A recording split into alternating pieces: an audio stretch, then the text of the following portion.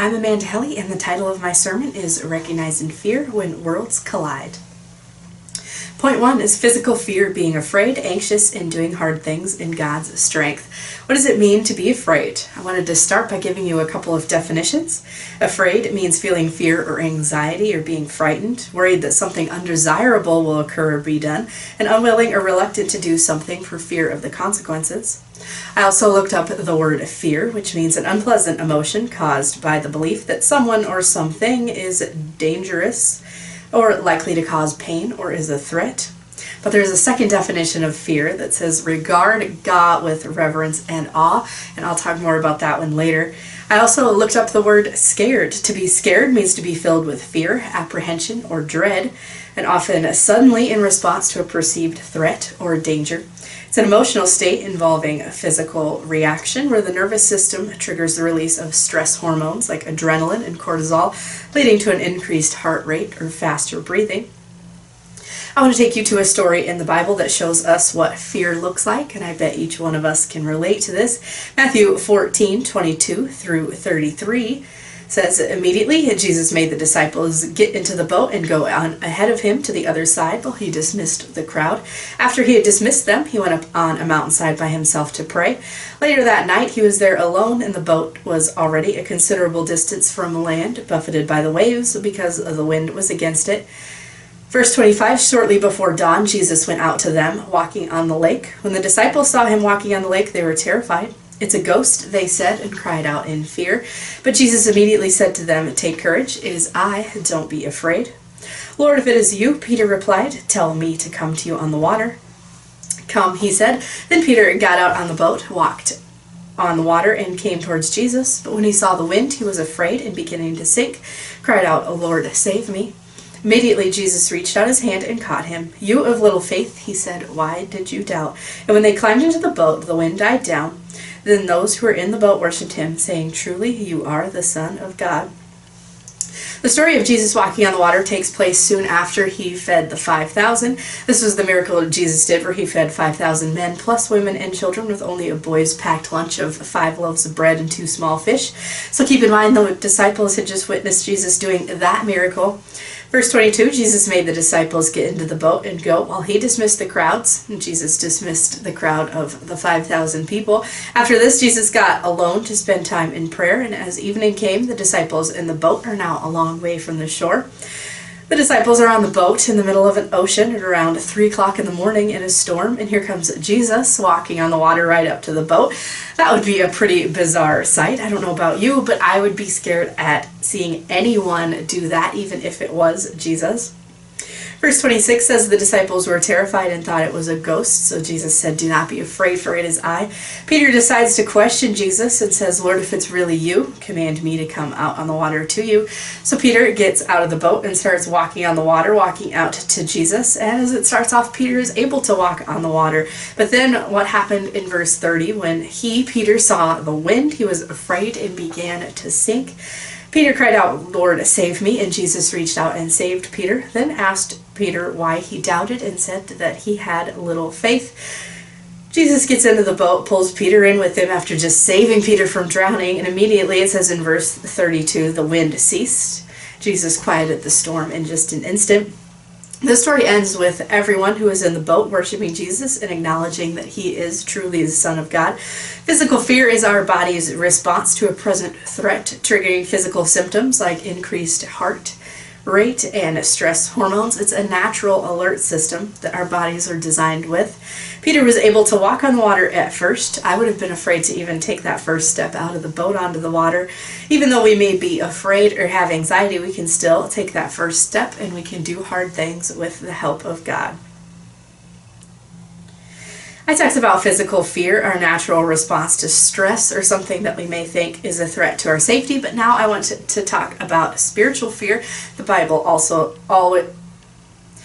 often calls it a spirit of fear. Spiritual fear is an influential force that controls our thoughts and actions, requiring faith, prayer, and spiritual tools to overcome. That leads me to my second point. Spiritual fear, a spirit of fear or a reverent respect of the Lord. I dealt with a spirit of fear in my own life recently. I had a 2011 SUV with over 186,000 miles on it, and it was beginning to need some major repairs. I fixed the brakes back in August for $1,000, and in September it began overheating. I had cooling fans replaced, and that was another $1,000. But after that, it started leaking transmission oil and air conditioner fluid all over my garage and in the driveway and anywhere that I parked it. Turns out that when they replaced those cooling fans, all the hoses and the connections that they had to disconnect to do that were old and crusty and just could not be put back together. They were now leaking, and I got a repair quote for over $2,000 this time. So I did not know what to do. I loved this car. I had the record of all the things that I had fixed over the year, and every repair that I made, I thought, okay, this is it. We'll be good after this one. And it just needed more and more things. I really loved not having a car payment every month. It had been paid off for a couple of years, and I was really struggling with what the right decision was. I came across a newer car a few weeks ago, that same kind of car actually, even the same color, only it was a 2020, so 9 years newer and had fewer miles.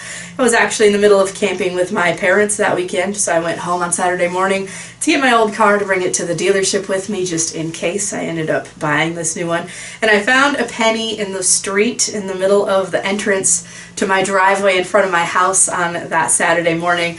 And I thought that was strange, but I always pick up a penny when I see one. So we go to the dealership, we test drive this new car. My parents think I should take it. I'm not convinced, I'm just not sure. And after the test drive, I'm checking it out, I'm opening all the doors. I look in the back seat of this new car, and underneath the driver's seat in the back, there was another penny. So sometimes God gives us signs like that, sometimes he doesn't. Sometimes he gives us big signs or speaks to us in quiet prayer time or through even a word from another person.